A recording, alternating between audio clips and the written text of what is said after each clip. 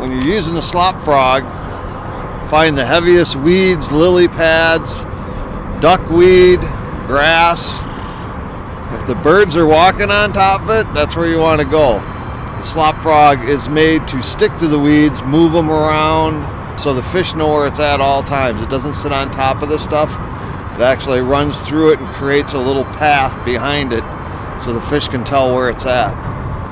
If you're using a slop frog in open water, and you can use it in open water, let it hit the water, start drawing it back as soon as it hits the water, and use it the same as the original frog. Just slow, light twitches just to keep it on top to imitate a frog. When using a slop frog, use what you're confident in.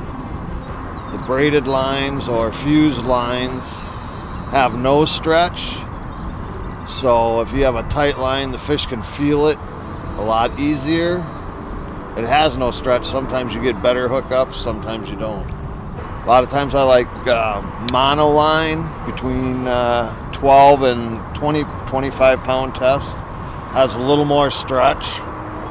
It's a little heavier, so it can create the line to sag a little more, which gives a little delay time. Just because it has a bow in it, it's heavier line, it gives a little reaction time.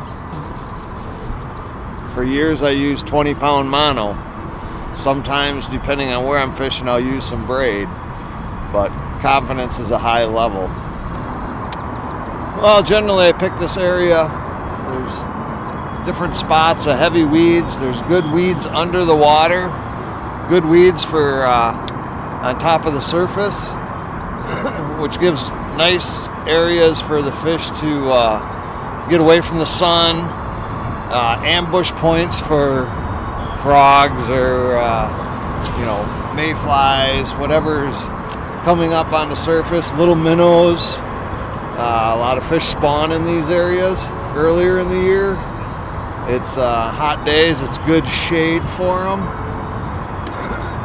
but the thicker the weeds, the better.